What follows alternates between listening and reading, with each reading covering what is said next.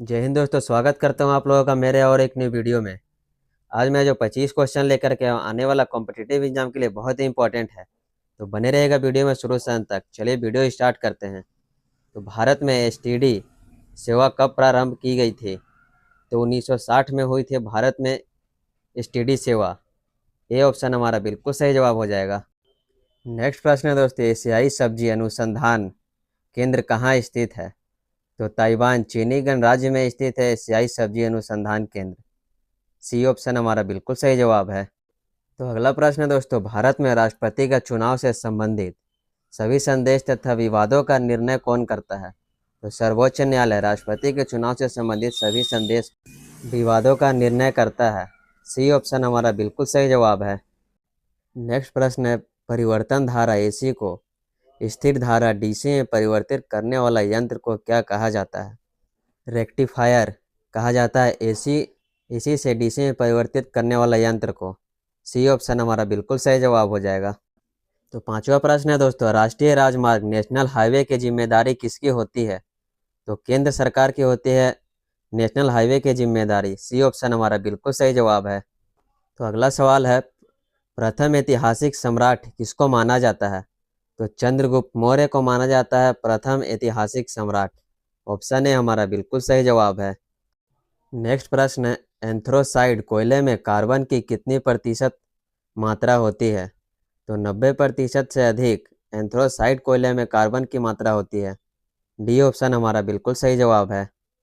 Next प्रश्न है, आनुवंशिकी के जनक किसे कहा जाता है? तो गेगर जॉन मेंडल को आनुवंशिकी के जनक कहा जाता है। बी ऑप्शन हमारा बिल्कुल सही जवाब है। तो नेक्स्ट प्रश्न है दोस्तों, डाउन सिंड्रोम वाले व्यक्ति में कितने क्रोमोसोम होते हैं?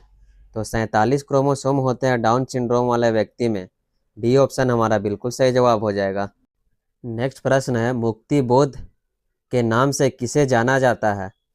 तो गजानन माधव मुक्ति बोध के नाम से जाना जाता है। सी ऑप्शन हमारा बिल्कुल सही जवाब है।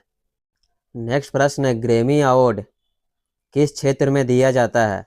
तो संगीत के क्षेत्र में दिया जाता है ग्रैमी अवार्ड। बी ऑप्शन हमारा बिल्कुल सही जवाब है।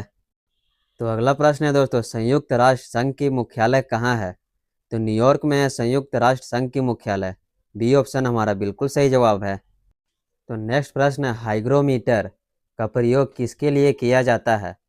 तो हवा में आर्द्रता मापने के लिए किया जाता है हाइग्रोमीटर का प्रयोग। बी ऑप्शन हमारा बिल्कुल सही जवाब है।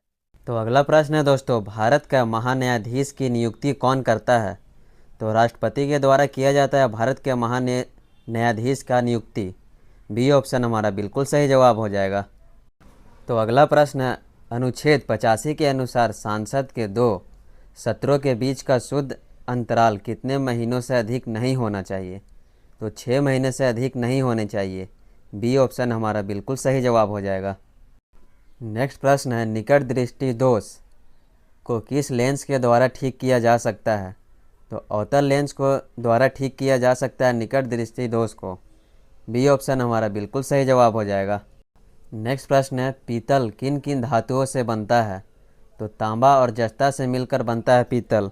ऑप्शन ए हमारा बिल्कुल सही जवाब है। नेक्स्ट प्रश्न है, बैटरी का ध्रुव क्या कहलाता है? तो एनोड कहलाता है बैटरी का ध्रुव। बी ऑप्शन हमारा बिल्कुल सही जवाब है। नेक्स्ट प्रश्न है दोस्तों, खुदीराम बोस को कब फांसी दी गई थी और किस कांड में? तो खुदीराम बोस को 11 अगस्त 1908 ईस्वी में मुजफ्फरपुर षड्यंत्र कांड में फांसी दी गई थी। ऑप्शन ए हमारा बिल्कुल सही जवाब हो जाएगा। अगला प्रश्न है, पारा किस चीज़ से प्राप्त किया जाता है? तो सीने बार से प्राप्त किया जाता है पारा। बी ऑप्शन हमारा बिल्कुल सही जवाब है। तो नेक्स्ट प्रश्न है, मुगल साम्राज्य हुमायूं का मकबरा कहाँ स्थित है? तो दिल्ली में स्थित है मुगल साम्राज्य हुमायूं का मकबरा। बी ऑप्शन हमारा बिल्कुल सही जवाब है। नेक्स्ट क्वेश्चन है, भारत का पहला रक्षा उपग्रह कौन सा है? तो GS-80 भारत का पहला रक्षा उपग्रह है। बी ऑप्शन हमारा सही जवाब हो जाएगा। नेक्स्ट प्रश्न है, बोडो भाषा मुख्य रूप से भारत के निम्नलिखित में से किस राज्य में बोली जाती है? तो असम राज्य में बोली जाती है बोडो भाषा। ऑप्शन ए हमारा बिल्कुल सही जवाब हो जाएगा। अगला प्रश्न है दोस्तों, भारत के संविधान का अनुच्छेद 315 किससे संबंधित है? तो यूपीएससी और एसपीएससी की स्थापना से संबंधित है अनुच्छेद 315। बी ऑप्शन हमारा बिल्कुल सही जवाब हो जाएगा। नेक्स्ट प्रश्न है, सूर्य का प्रकाश किसके द्वारा उत्सर्जित होता है? तो सूर्य के द्वारा उत्सर्जित होता है सूर्य का प्रकाश। बी ऑप्शन हमारा बिल्कुल सही जवाब। अगर हमारा वीडियो आपको अच्छा लगे तो लाइक, कमेंट, शेयर, सब्सक्राइब कीजिएगा। मिलते हैं अगले वीडियो में, तब तक के लिए जय हिंद, जय भारत।